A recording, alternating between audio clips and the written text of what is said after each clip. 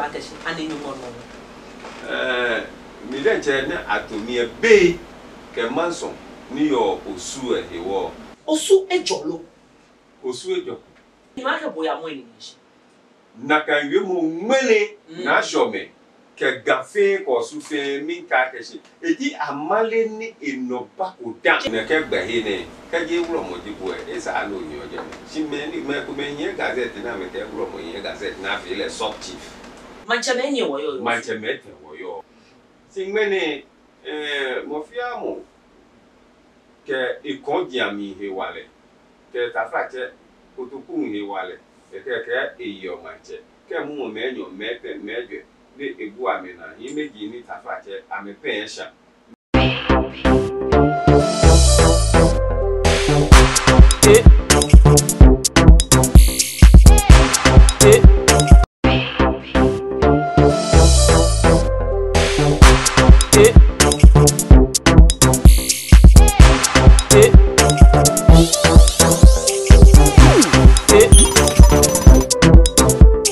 Show, baby, with Nashami.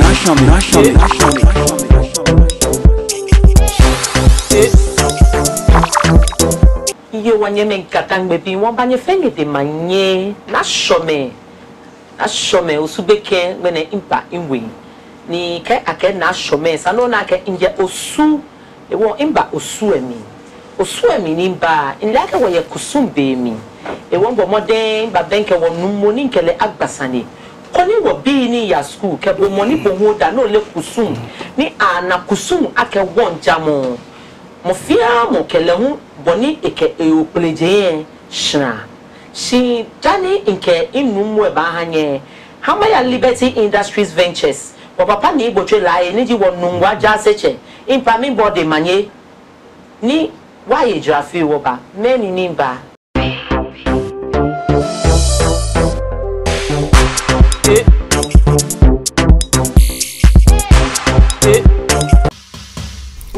Mambi fe bo keke koyo mindije ye ife he bo keke jidan ke hame blue efe ni oya mo fe mo ke bo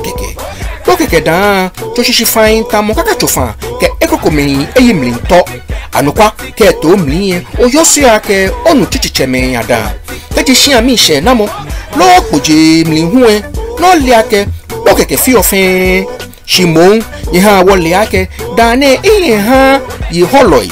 ke ye foye ni mi ha fofo ke me ni ye ko afi enyo market pa anyo ke ji o ta o baba o here o ba na me se gbe ye nu wa Western Plus Hotel hin tun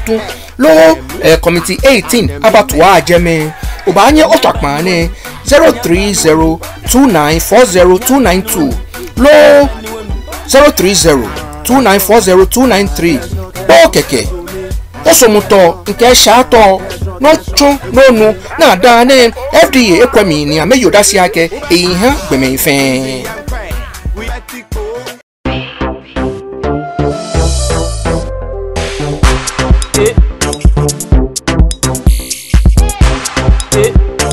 iye wonye me katang baby mi banye fenye de manye na show me fo he shimba many pasami ojoba ye de na show energy Liberty Industries Ventures mi na mekeba ameka pokeke e bajano ni akebo no lele wodan che wo shi atenka ka chufan katang me ne aka wo roba mi o ka onu ofo gbomo chojoba ka anu no koni mo kese na mo ba ye ma e koji afio ne akenwa mi ye bi ene shinoni ba wo shi aneni numo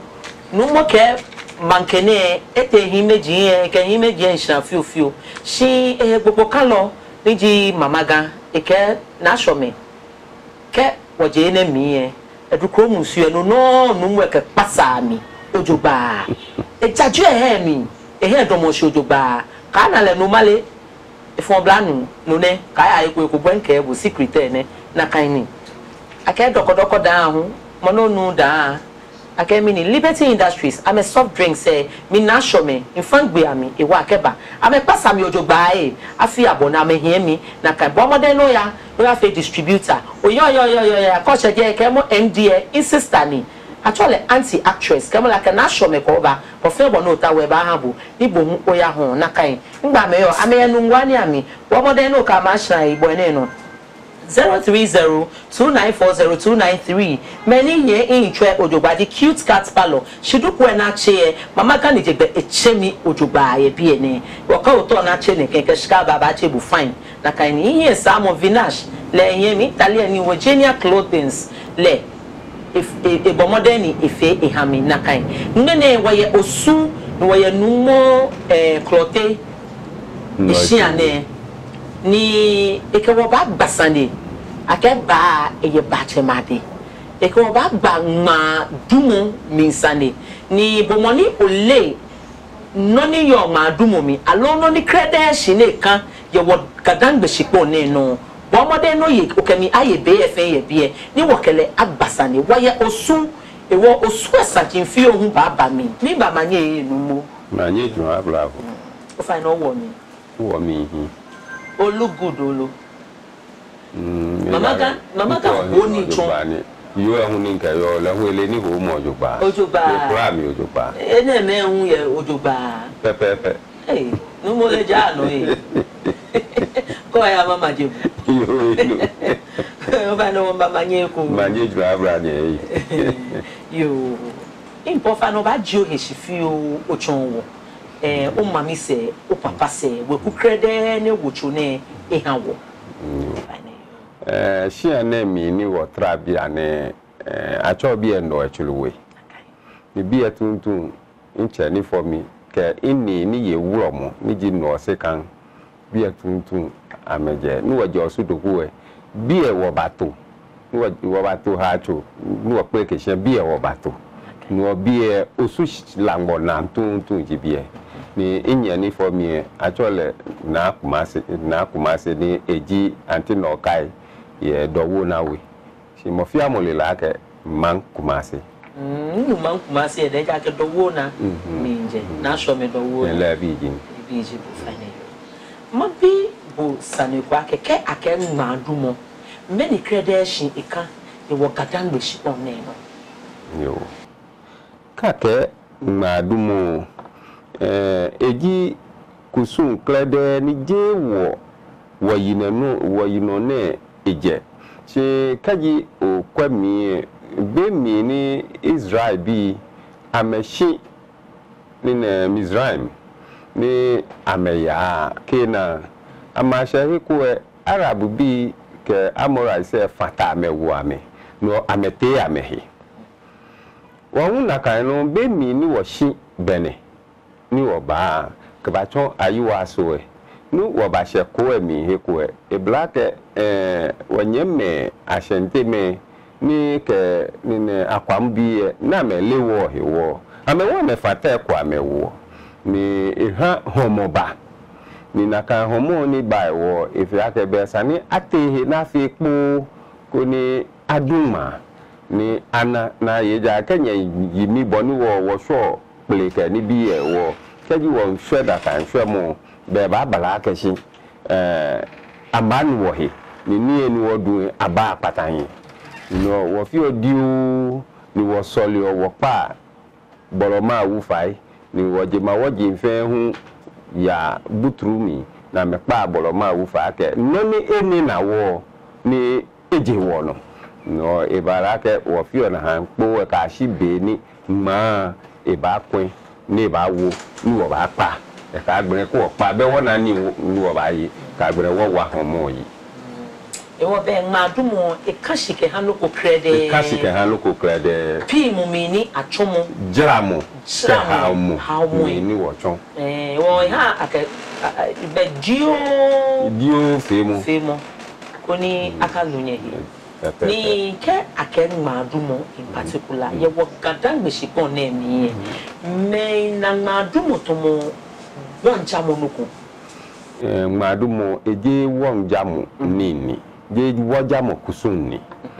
chimo eji solemo ke kaimo no jamo no wo chon mi ka gbene solemo no e ba chon solemo ni woke wo woje ma woje agbe ke ya ni na wo boloma wu npai baba bawo no wo ye solemo baba wo no wo sole efe ne ke bi ami ji be mi ni ameka ahwe boloma wu hie ko ni aha wo heto ka kojo moye aba kojo no ni sani ajo wo ba ajo wo no sani akun ba ajule wo hu akun ba ajule wo no ha e ba le na men di bi ne ke ake bulo mo una no na ke ne ke ni ne sani maduma e bela ake una loko klede ko ni wo sanoduma si aye be ni naka no ni na wo no iye nyonko poten no ni ke ise be na be ni na wo no efi mene efi kai mo no eja ke na be yehu anyimbo ke bolo ma wu ke woje ma woje ya meje wo ye na kan ni bi ami no ke fi kai mo no ni wo ke ha efi soli mo be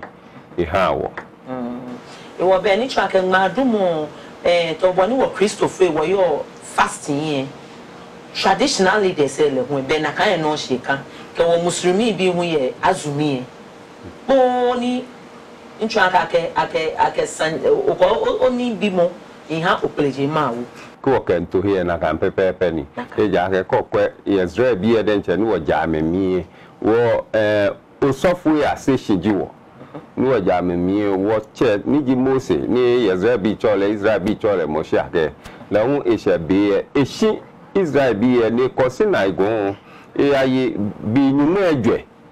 ya gono ne ka gbi nyumu ejwe ne ejipo fi mo bi ni ke bolo ma wute ya wi ni kaji o kani male den che Yehowa nyumo ke Mose akeshi bo Mose ife bo nyumo nha onyeme no nakanji boni wuomo ehu yo no ha wuomo elomo wuomo esue lashi fi jomo peji no ni eba eha enyeme ka bi okay mi kwe tomo wuomo be nokochi odomo shike ha opleje ma o ka wo himeji ate alo na kan pepe na kanoshi na kanshi ka o kwen ma dumo ni chaka ya bibla ni ya bibla mi pepe ka bo no chon mi chaka ya bibla mi no Israel bi ye na kan afi ye lo gbijuro na me yo na me chole apiti be no na kan apiti be ye wo hu na kan ha mo no jira mo e ba na no ko kwe ba gbe mi de jo ba na ke afi o he be fa afi o he be nuko ba ni je shi he mi chakio no won be mi ni wo shi ni wo ba she bene afi o he dwa mi ha mo ba ni na wo ni wo shi jeme ni wo ba ni wa ni wo hi dani se bi ye hu wo chogbe koko ma no ni wo shi wo kenga ke ni le no aka ke obini mo ba na ba ko te ni wa aswe ne ke jo ni ke je nyon hu ka si je chere mo dani gba kuku ko dana afa no obini mi na aswe ne ke jo ne fe wo he nye lo e ke wo no yi lo e fe ameli ake wo ye wo ya ko ya me nu jo he shi ya no wo ya no ni bi ye be ke gbe na ni esho wo ke fe kai mo no mene na ga ha mo me tutu amo ke ni bi e ko be don no e fe kai mo no wo ke kai o ble man ni bi ni na wo meni ni bi ne ke akashu ogbe no ke aduma ka ba aduma kenkle he ni aduma ye ayaji ogbe lo ayasa ma mu mi niji ayahu ma mu mi na sa je me fe ni abashi ni cho akeshi sipon denche na ya ba yewa ni mo ni bo won ge sipon ibo bofui ni ke ni bi ni yo ibo fe wa mede kaji won kan ni bible ba na akeshi wona bofui enyo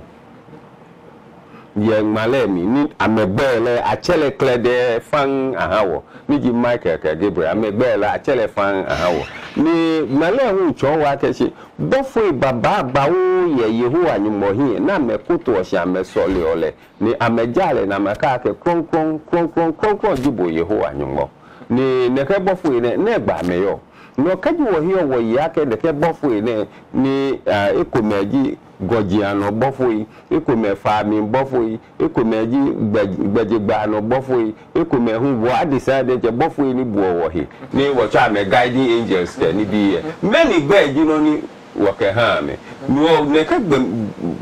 bofoi ne wo game na kachi Israel say she be Judah say she be ji wo wole abegbai no ji ekoji klote meke nadu meke baki meke ni nenu wocho ni blofo me namba na amena ke meke di bi na ni wole ehewo feja mo ha meke wono yeli no be sana me patahin yo na me vule bei ake fetish lu fetiku nuku muji sijiri muji ni me ake kaji lele be mi ni pamadika be ni Israel ambashi ni ne ma eko no ka ya ikokoro acho kusun klede na fe na agbe gwanten agbe abutia agbe yoke nibi na ke hito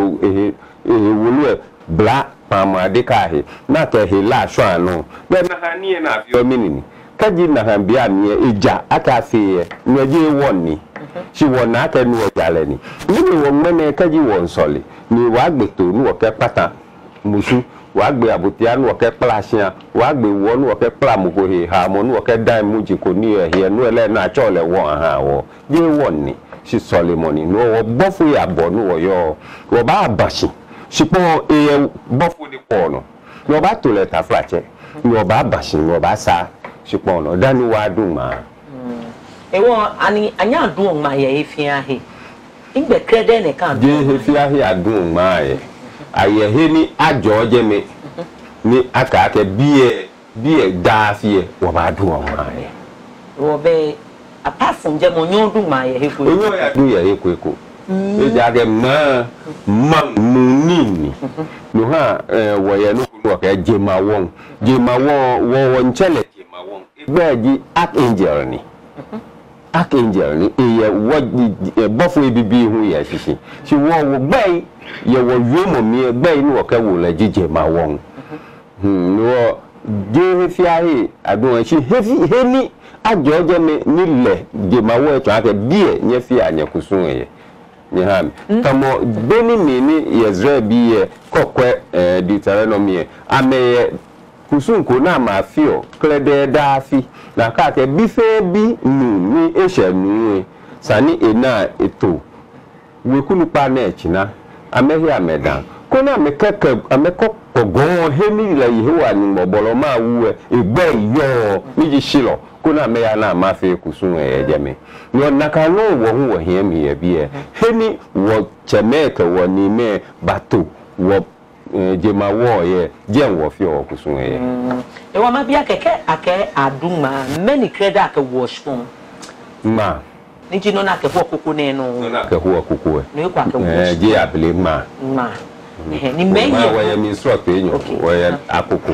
ni wo yo ma akoko eje agbo ifi o ti ko si ma ji okay ni ma bi ekun ake numo menye ne kenyo eduma wo ma kusun fe mo edamu mutually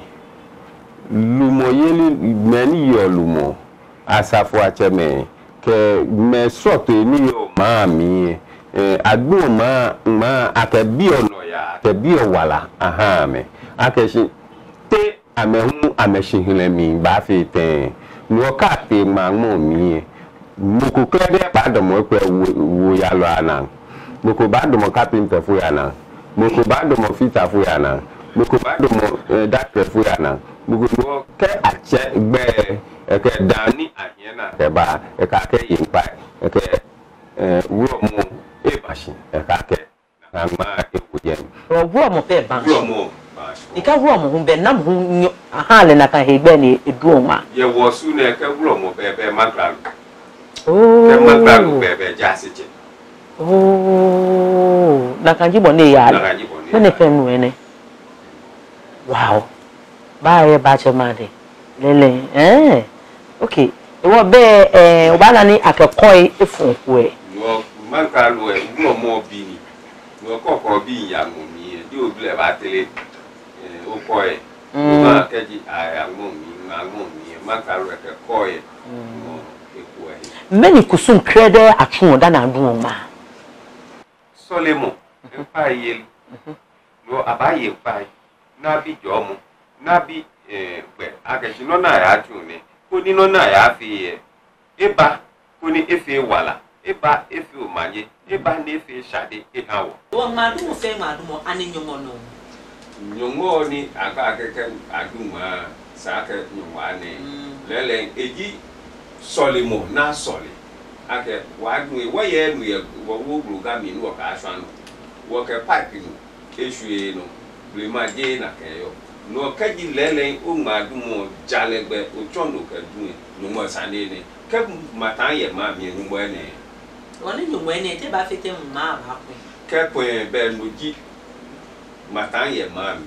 no isate wuro mo eyion pa ni jema wo jin ba amba chomo wo yi ke wo nchemano na ameba gba noni hewoni mo ene ko ni noni saka afio ni agbafu acheme ni yo musuni saka ye na me wo o ma dumo fo ma bibu akashi anenyu mo no mi de che ne atomi be ke manson ni yo osu ewo me ko me eto ameyi ni amenche ameko ma ametele amefo amekon heni adun ma ye ama ke tension ye jeme afine oduma afune mfoda anhweshi kama boni fi oda chije oduma nduma wono ni wono aka oduma je na kai wo foda anhweshi foda anhweshi ni wo wa manage eshishi ji akeshi ohioni mobo ihe odi ni lena ke buita ate okanu okabe okafi lashi no many ke butashi miji jema woji wo woi ke bofu ye ni ke butashi oba ka me ake be se ni ko sa ni ma fi ni ne ma anyi chi aka ni be ye ni yun ye pa nya ma mi gbe ni ma gla plant ye wo ma wunya gbe ye bi ye ni ta ne no kuni nya ya nya che ba nya ba ha wo kuni wo sa fi wo na gbe ni wo ka yi wo wa fi ne odupoma wo piesa ni ota vlo mo me ko me yu ake vlo mo le tagba tu na be mi fe me ne ma yu e be mi kokoko ba tu vlo mo wo mi ye wo he dije si vlo mo e shi ehin mi kese isun be ne ya ba tu na ne ya tu mi be fe be ake ni le vlo mo ana le swali ni ko ba na le ne yin ma mi ne ya ne ba iwo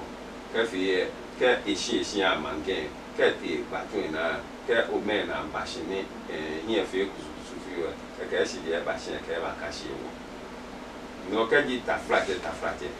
ake glo mo batuna yo batuna mi wo ke ba fi ten che ngani yin fo bi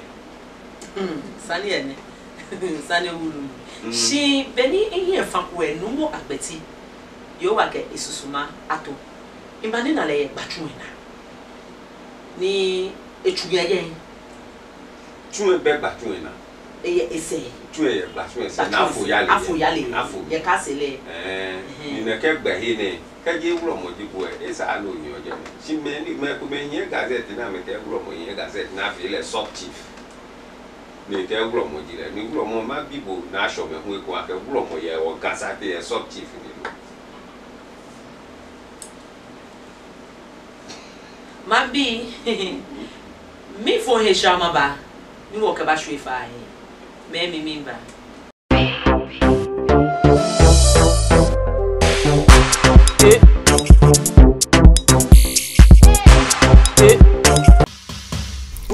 Mambi fe bo keke ko yo mindije ye ife he bo keke jidan ke ha me blue efe ni o ya mo fe mo ke po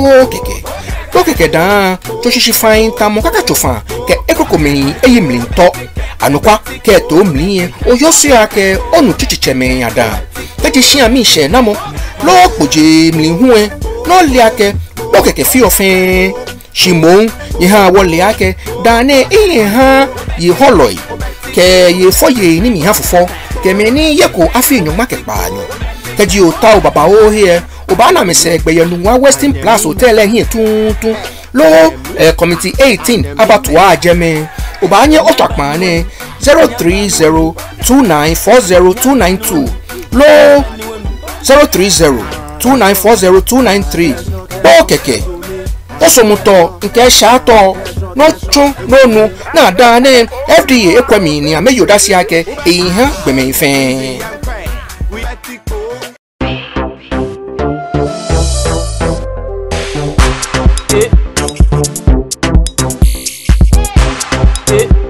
you when you make gonna be na show eno ne ni akeboni nyelele woke wonu mu gbasa ne ye bie ni echo oboni ma dumo e ka shikrede ke hawo kusumbe ne e wona show me kon na me ne ke bempa agbenele woke ba hwe fa yin oba ya lo duba ye bie no mo owe osusani nkebo fe ejo osu no ni nko osu ye kon he na kai e wonu mo ma people sani osu ejolo osu ejo many he wo osu ejo areke onu passion afe ke bi ke na bi egwempe ye musumenu yewo ni make osu tete ketete ake volumo yelie miji manche yeli manka lo yeli keni efe blema bie ameto fe ameshwishi no dike oya hishi akomi ni tafate je shi amioje ni ayelumo ye shi amio oye koyi ke oje shi akomi hu ni shi amio nupai ni yo shi ami halakobo na ba tobo mo ko ye shi amio no hu onyo gudejo otohi mache ye na kan shi ami mi wo shiai ye ni ajo na atolu mo ye na shiai ni na kan shiai hunu akala me mi o pa ye tejo mi lu mo ni yo na shiai mi ama me fi o jasi singmene mo fi amo ke ikondi ami he wale ke ta fa che otoku he wale ke eyo mache ke mu me nyo mepe meje de egu amena imeji ni tafache amepesha ni nona me ba he komi he we ha me nona me ba he to fa me nu he egwa he we ha me wo ka ha me shika nu e ba tashi ni egbeda ni noni lele ye eje ni ba mi ake eji amali ni ba wi amali e bona fi ni inanu ni ba yi ake to toma onu ha osue ajo osue to manche menye wo yo manche mete wo yo eten yo osu eten ato kenklenu na ke achole ashibente ni no ashibente ninu ko de ke gbe na eda ato ekun ake noche ni atleta wo ni no wo su onu dani adohu se abato ni ne monu le hu eche he tete ni no wo mayu ake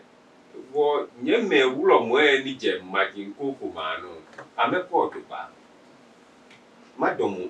neke behamo ne no ona ohami ne no ni keke ga tete tete fe ake wo wulo mo ni wodomo wo bolo ma wuhi keje ma woje na isake wo pojo ba eja ake kaji abatu wulo mo ye wo sune teni kenkle na ke bo yaji ni ne osuwe ni di nadu batuna no hu denje kaji ate ni jebo ni je ma wo imo bro mo enye wo yo so bia ne ma te kwa ke wo ye wuro mo ko bi pe ja ke mo ko mi e atuko kusun kwa ha ko le ni ma chele wuro wo chele wuro nchele wuro chimeni ni e ka sub chief di le yin le je yin wuro na ma sub chief chinwa ke boya mo ni shi na kan wi mo mele na shome ke gafe ko su fe min ka ke shi e di amale ni enoba ko dan jebo mo ni ile ye jebo chosele jebo kele choko ochomo ni bia kele choko heko oka bola ke eye shi ni bo wo ye wuro mo koko no meni go na kan ni bi efe ni hie gba yele mi je ma wo je ba to me fe o ka di ko me e ja ke ta frache sen wuro mo e ba sen wuro mo e ba sen ni abaka ke shi ashiwashi te shi ese ne no mo kokro ni be ba ta no le hu na kan gba no akba ha le wona no se kan kenkle no se kan ni je te dani ta frache na ku agbati ba mi ne wole atele na ku se kan sha atele na ku agbati e ja ke shia no je shia gbo ke yo wuro mu ni jo se kan we bi e ju se kan we Romo lo je bi o be igbe no cho yo se kan. Wo o kadi money o ja. Dabi. Inu mo bele fo mu. Bele fo egbo awuro mo ni. She mean no kotom osu ya mancheme eten wuro mo eten ibemi koko obi aneka o to mancheme le wo ye eten si wuro mo e ko mi pe niji namo niji mi mo ni ka jine ni many de wo pe patuna no tabie many wo ota gbachuna no tabie batu e ko ma je batu enyo wo su ken klendi ga akuto ni to ma batu wo ma na du batu ke ba ke batu klotie no mi e wo jale ye ko mi debi klotie yo ko ye je ni emushi e je me wo jale je ma ha le ni na fi ono fi ana ha le ka gbe emi ha mo na ekuko e ke ni bi e ajola afin aso se ya ke ko lokolo ko je me ke ba asia no heni mene ni mo tale cho e ni ne klotie wuro mu laje obe ni chwa keke be batu ni yo de me na du batu ni shika eni sani wuro mata ji nuachuwe je me sanota bi ene ni sanu bi a uno sana du ma bi no sana e wo batu e many credit she ka ke ha e ase no ko ye de me batu e sole mu ken pa yeli ke agbene ibale otofo ekusun je ma ke boya na ajulabu na fi ono fi ana ha bo mini ta china asibi otofo gbe ke bi asipa asibi otofo ameni da ni abato bi bahira na asibi otofo dabi epe mi na ga ni be ko ba interview go no ya ke heni sano ta di gbatu na ni oye npa ke no ko be je me be ehin ya ni sano ya ta je no ko ye je mini tun ake no ko be je mini wa to je me gbatu e wo gbalo atuni wo ye gbalo atun enwe ko ye bi e ji yo mu esipo e jame ehun ji no mu ehun sipo e no ka ji moko ke klante ke tun e ataje na so me o pa gba ke ma ya ni mi hun ke tun aya pe le o be ni twa ke shi bo fe bo ni je sano ya ta je bo fe bo je ma ya je si bi ene ji eni sano o ta wa bi e hin ni ma je bi e ke plate shi ke ya ni ma fi ni ba ni na le lu mi e ke e ya gwanten ko ni e ya futa e ha le ke e ya akeni ke ko be ni ba ni e hin e wo e cho si e le gwanten e bu gwanten fo le ke se ikwa ke ya ke gwanten yin no ko mo kele pe lo la ke nu mo do ko mi o yin ke mo ko yin no mo no ye jo ke ya no mo no so ya le ko fe wo jo su mi ihe ko le ko je osu no so ya le ano ye ni se be ni se bi ni ma ha bu na se bu ate what's afi be ne keji ko batabi e akebo akesi ayewuro mo enyo aye ma che me ten be wo pa yi wo be di ma wo ku yo su wo be loko yo su mo ni twa ka ji atron ba ka loko ba ba chaki pepepe mi gba kwa no pale o na ni ba chaki pepepe wo afi be ni afi ne ke ba ni na wo do ba chaki fi no ba chaki ba chaki ni e chaki ni mo konteshi alo afi ko mi won hwe ekomefe mu shi miji e wo ka woje ma woje ade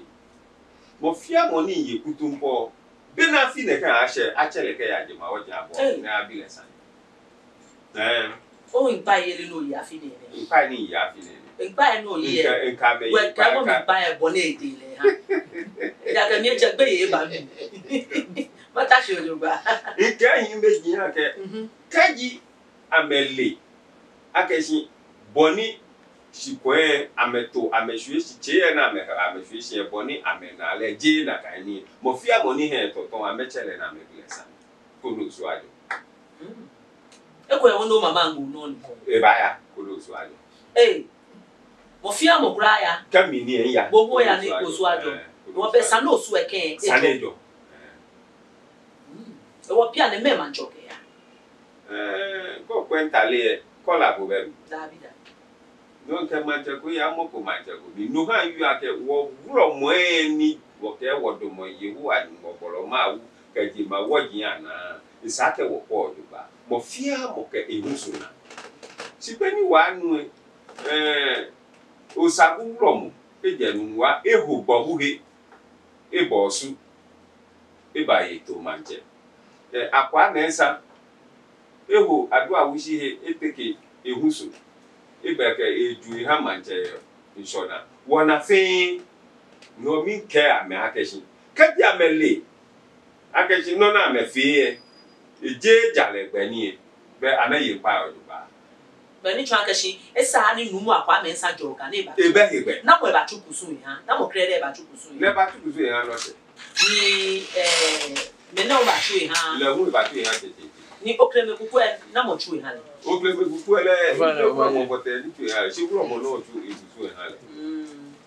Obe na kanji boni ya le. Na kanji ni nake osabu wuro mo na nu ba iba wo ke kele fo ba wo matan akeshi ameto wuro ni osabu wuro mo no je nu wa o le pote akeshi prote wuro mo gbogu miji woche bokete lawo tru ni bia ne ita eni ma senu le pe yo egbe ni eto prote wuro Impa Okosu bajo. Ibajo. Okafi benene na so. Nke bajo. Ibajo. Wuro mo ka kita kwe maka bu. Da bida. Ibajo. Nya mi mamo. Egbe ke di mi. Ke na fosa. Nya mi mamo ya biko. Impa bi ane trending issue ni ya no wa. Ni ekole ma hwe ye bie. Ahwe ni bi ye plama ya pi ya no. No ni woji afekume eta. She behue lawyers ni yen neke achimota sanine. Nke akome ye fine wa nya no wa ni 3 years ago. Egba mi aka kwe. Oso be mi ni tashi ni fio. Sanembae mi inabuchi mo inabuchi. She na kansania ne ke mi nye mata no. E won bomanche ko. Ne fame na ya na le. Ye ne ke sanine. Anye ya hu. She bena nye he na show. Bia ne komo achi wota sanine osoma no alo meni ya no eye musun shan Enye na show achi mota lego hacho sesemi konko akokobe adenkrebi boy ke abukobi fan ko adanse ya fe osuma shipon ake camera akwa woji eni yo oyeme we mi sahi ake malo judgment se keje blema mashuishi ni okwa keshi neme meko meke acha me owus na pa fa ma wi be mi ne ayo ne ken achimota sanine manche ni damona ni noi owo ni kenkrem ni afrache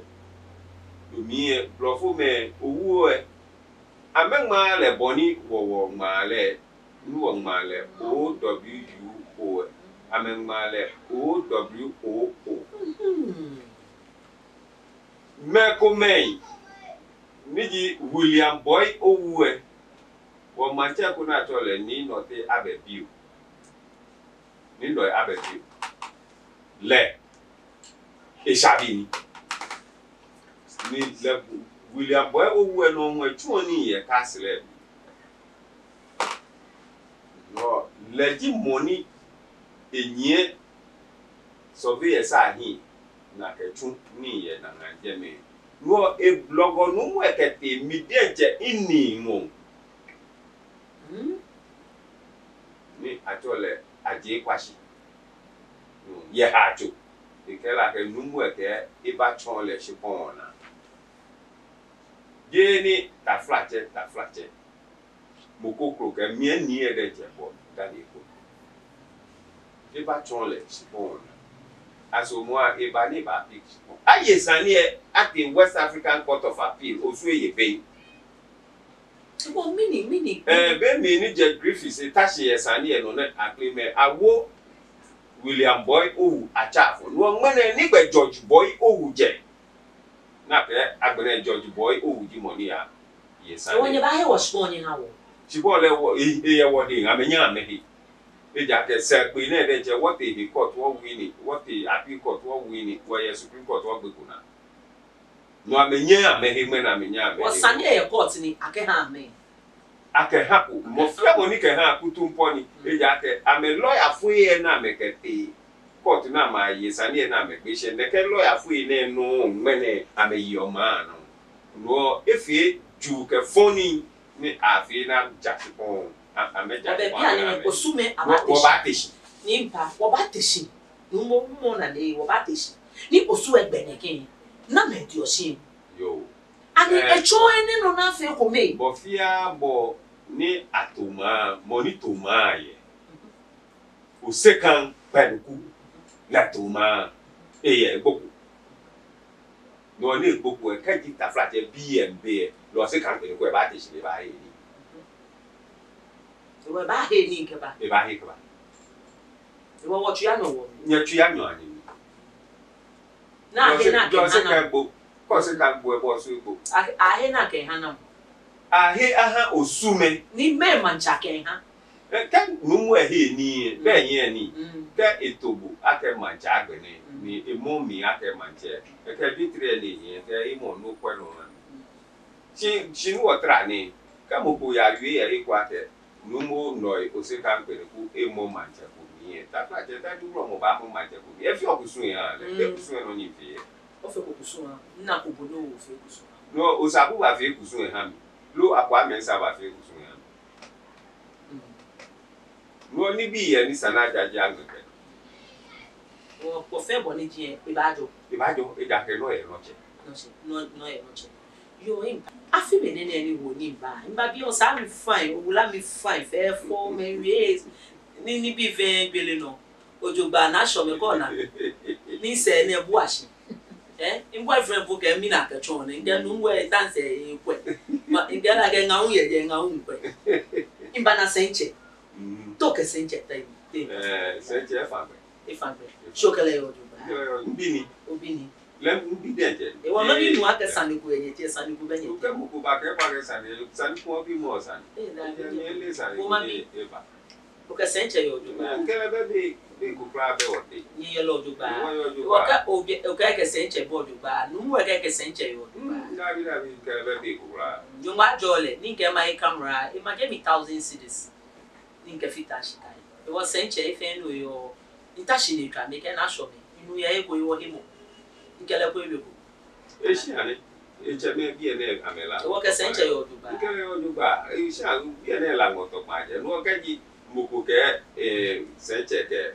no mo prote e bi ko sa no bi mo sa no juba lo kla ke ba bi ni camera ni no nye den to camera o ga nye mi nye den to mate te mo je nye mi ni no te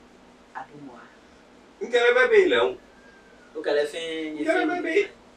ta flache be ko ne wo ni be ko ba ni wo menenje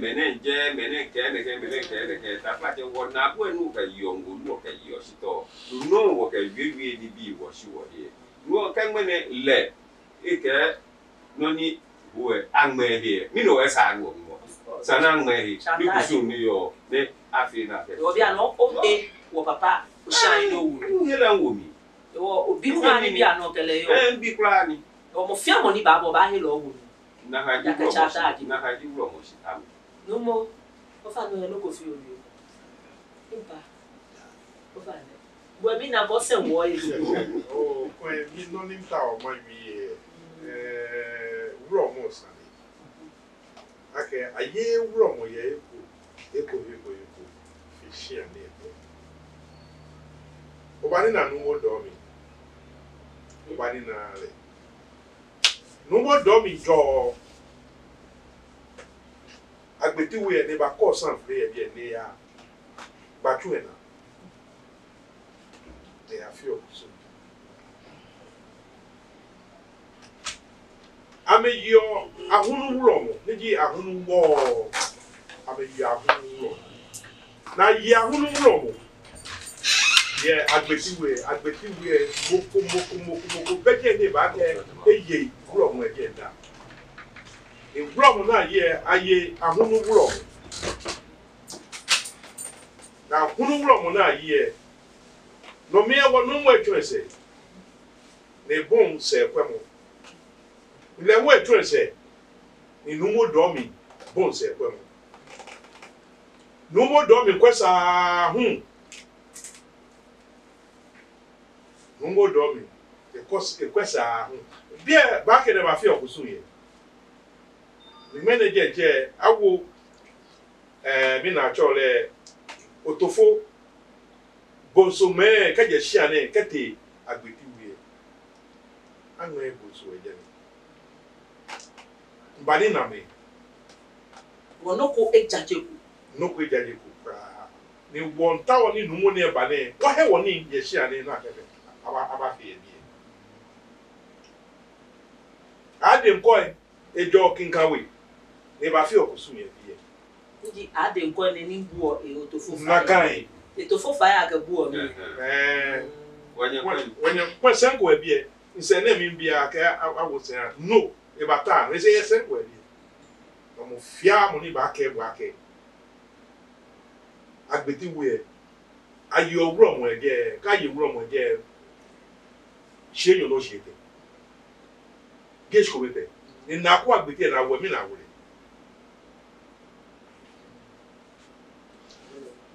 Awo le wuro. Ni mi ni kenken mi na ke ha le kenken.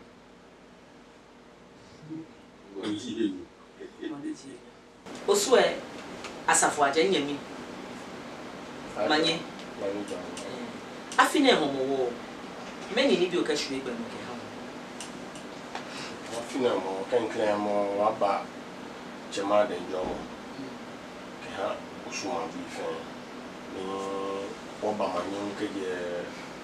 wonu do e se kan ko ko. Oba manye ke je lu mo ko ko ma. Ni ha mambi asafo mi fe mo manye. Usane no bi ngo lele usuele usu atake dafie wokusun alo wogbejano to ni woto ke ha wokusu komo ojinji ake asfacho no ba ke ha usu sen Many ni bi o ka hwe gba no. ni bi no ka hwe gba no di wonje ole ake kenkle ayo yele so dan dadi achat ifu mai pla ni bi ni yo ma fe usu e fe ifuma kika gbene wo homo yili be ishe kika gbene wo ye wo mo o ke fon yin wa ke asafo bi o ba ko this time around wo chaki ni bi ahin yo mo mo e fit me afi one way ni shomo pe ka so ni agbena wo ke akanshi short e fon yin ni bi komeni o ke wo no ni pa ko e ba jipo ni wo ba ko ni wo strategy ni wo ko boni oba file ni usue akwema wapakwa ebu wofe wole ake keshe dadi bi ne ke dadi ake mo bi ma fe no oyemi o obemi o sake otashi ke dadi e shoje no piole suemo alo o shoye mo ni country no okay dadi e ba achu ni ne no me ke ba ya no sane ke jipo abo ke ba jipo abo ke wo sa fi oba na ke no kele ichu ha Oyemi ko be mi ne blandu e mo ke ba no. Wala ga nyame ji. Afine wo ne na bo e batu na afine na abo. Fi me ake ni sa afile o fe woli ni bi ni ba ni ake no sana saka attach i ma fe fio ekomi na ke ya na ke twa ma amashi lelen agbla ke ti ya chike ba ani na me ko me mi ne ke mbe mi na ni na onu pa ko me no le me na ke yi ni saka mba fatai me na ke yu kun saka mafchi wole ake afi ko na ya ni lele o afi ko mi o afi ko mi o te gba tro o fe wole usu ni o Ano no mu okete je o fa ne ka do men no mu okete je fi ake wa na wuro mo ko eje me maka wuro mo le ji mo ni ake ato ke ha usu ake eshi kole o ni aka ato bele sha o sha ni wo je yes no ncho ake afi ko mi no ekome fe mo no anye na ka ajeje me na fi na ka kusu yes ka fi ko mi ni won ya won lele o se ne iwe ke se ko wo nu no ake nu ba iwe ko na ko bo ni ba fi na anya atashi ni no amo no ke ka na bo na ba fi ato ni bi enu ni ta fla ke ko tashi yen e ko me do mo bu be ta fla ke eja ke ka oyoni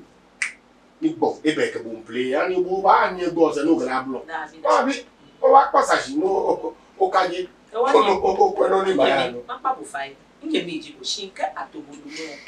Ogbe na chakio.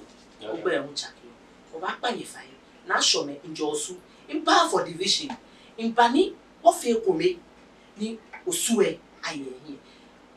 Beni nu aka fe kome ona mi bi na ba wi nke e kome na afia wona ejake kemi wo enwona shinmene ona mi osu. Davi. Nye ma bosu. He na to ofo na mi ye mi. Davi da. Bi twake ekokura ho ni ani. E won pa papa ofai. Ye fie kome nye twa osue ye machine ha. Eshe ekome fe mo le abafi. Yo. Ni agent. Money je bo yo no ka bo yo. Cheme denche akoy. No ni sana me fi. Wo aka design wo wo mode ake mini wo ba yo fi. Chi cheme ama mete na me ba. Ama mete ameta. Na me ka me la ya pon. Mena bi na shinu wota ni me yo ni ye ni ncho afi ni bi ni me ye ni ye ni. Ta flat mi inoji jase asafache. Ke ha osu se nwu. In play no kokra hi don. Take eni akemi wo e. Jensa ake yiyon yen jema. Kusu ni sani ma fe ke che na gambe ma fe. Moni sa ake ni na ni ke chona kan kusu ke che be ma ni na. Mo ko ba ke o ni sa file ni nyeke wuro mo koklo alo nyeke mo. Ke mi we shi O mi ni iwe mi nje mi iwe. E ja ke no e noche. No ni no e noche. Wo te me ko no tra shin lele. No mo wo kele ti wo kele ba wo fita ina tule. Toto mo fi ogo ni aba ni ibala ke ni bi te no remo ni bi ni kenge ma ye nye ma be. Yes. Shi ake na ka afi ko mi e wo ke oki ka afi ko mo wa je. Ko ni meni o se ka ba fata e ke we yi mu. Afi ko mi e agbego na. O se ani ncho ni bi ni sa ke ake fon gbeje ake to ncho gbeje no to ake fon no. Ni akọ akete aba fi te lo so ba ye ni me ko nke ama me pene because I mean na ke o si ani ba o si ani bla me ko me ke mba ni e ke o aka to vo chaba ake me na ba na ko e bon ba fi ni aba merge ko ni ne ke difference na abe ka to mo ya ni me ko me e apene o si ani ma mole nke mi ni ball aka ja do. Oh yes I worry wo ba se je ni info yo mo e fi ago kele fe interview ni me e kati ni akefe iwe mo na wi so lele ye mi nge ha dabe shi lele ye mo no se ni yo anu kwale shishi o se ni ko be to ni e ke chineke jo afi no ko ma ye no o olushi oh yes advance dabe ni to no ni na ke ni bi na ye no so ma ye je me e ko me ni e ke interview ele be na fe ko mi e afi ko me na afi yes Africa se me bla mi ake ake jase me fo bi le ko ma fe la interview e no mi a pe ni kinka yala pe e ke o ma chashi ano nje ni ba ne o mi ba bla le je ke ba ni ba fe na ka interview e she me ko ke fe no ko because of efe icho emi lele ni ba saka ko ni bi ni yo agbeona me roko pe ni mi ni to ni fi na kai sa ne be se ni me ne ke jiji ekwe ni cha no ke jeje no mo o fa ne o ba ha wo na be wi mo e wo o camera ne ke ha wo ni wo ya no jo wo mo fi be ma tone ke gbe ne ni ma ke osu bebe tete ken klen mo fia mo ni ka ke shin ma ke ni no te okwe ni ajo eche tete owusu ni eche he wuro mu ni ehie gazette ake sub chief mi mweli ne shi eba mo mi ngmene mi ta makela ke ebe mi ngmene ebe mi wo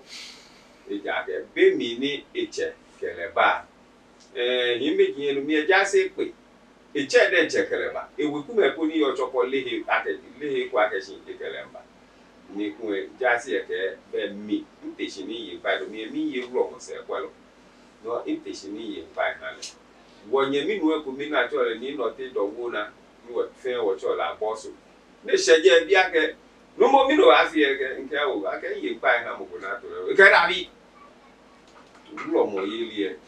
je de ke afi ole wo ba ya wo se yo suwe ko ni wa bi na chon ngompa de je wo ye ke je no se mi ngbe ne ina le don pa si pe ni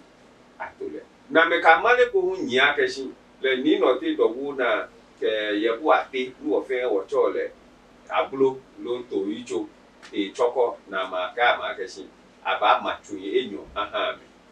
neke amale ne efio mi na gba ke e mi de je nya mi osofo ni yo ni ne choko nye do mo shi ni igbe dan imali o ne ka amale ne ni aka ni obi blan ni ka keke njo me ni jo fe lo mo e ja ke osofo mali no kaji osofo nye ifo ne ka amale ifo me ni achuke ba nye nwa ke me nye ba o ne attraction na kwe gbero na ba fi o eche ni fole ni gi beke nu eche ni fole eche kwe ni gi eche se o fe ye ni wote ni wa fi kusun ni ate ni iyo gro mo ni wa kusun ni wa fi to na fo eche ke na ni hele to e ko hedu na e bele won edu e ko no mi le ya fi e mo mi le ya fi e no ne gbe ne he wi mo na ejo akeshi mi mo eni ne shi ni kele ngbe ya mo le acho shi ami pote ni amole ke je ke ba ke he mo ni de ni kele ba wo acho mi mene mi sumo no subi abi ne ke sani ne na cho shi ami ni ya mo le ke je ke mo ni de ni kele ba wo ate ato le wo mo mi sumo na cho ta flache e ko me fe mo nu ni ate afi lele omi osu ejo o ba fi won interview e ko me fe mo de bi de je nbinu ni ji senche e bi ake na me ake fi e ko mi e a fi ko me ka julo e lo wi mo shari mo ne chi mi fun ye ni be e tan no ba fi abo je ni be e o tan e wo no ni gba uju na ke ko ju no ayi ne keji wo ke wo fi ko me isake afi e ko me me ni ke nke senche e bi mi fun ba lele chi wote gbobu mo ni wa yue sani ni gbobu ke o sani e bo ni eyo e wo wa fo se e ko e wo yue ni ejo wote ko e mi wo ye npai ye gbobu ko e na agbe wo fe wo ko ni ne wo cho wo la mi ni wo ke mu mo he ni wo ye npai wo bi na no ngba bi e ru no be ku be ko don no money ke be yo be leche esaneni e ja ke keji wa do mo je ma wo nya yin ni wo dan wo hi na gbe wo e ni tafa je wo e ye wo ko ni ne wo mi wo mu mo wo he mi wo ka mo wo he kita ye je ma wo nya na ni wo shi je ni wo ba shi an be ko ye ko ka be yo tu ni e bo ko do sa ni be ko be ko do wo mi ke osu tete ke tete ake afine wo hi na mbu amo e afi wo ya ni ma du mo ke dio ke po fi mo e ba ni na wo si mo ka fa ma agbe na be ni wo ba ke wo yi omo mo wa hun wo ba na wo ma je to ando ma nya ba shi wo nye me gada le bi na show me multi purpose nke ba na kan ni mba ye o chami ni akabo ni wolele osu nje na je shi ne ka me ne twa mi abroche fian ni na show me wona aboyosu ile imbe ni nke baba osu e ja ke imani e wo ngene imba kon no ko hie iye ba nyo chemi ngmeno chi hu efe be e ko nyenye mi yo na show me ka ja no true way ye osu ne nke ni ke hia kwa mojo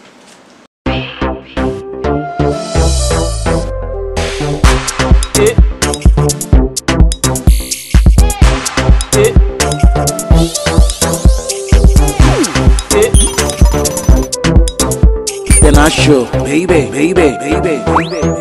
with Nashami.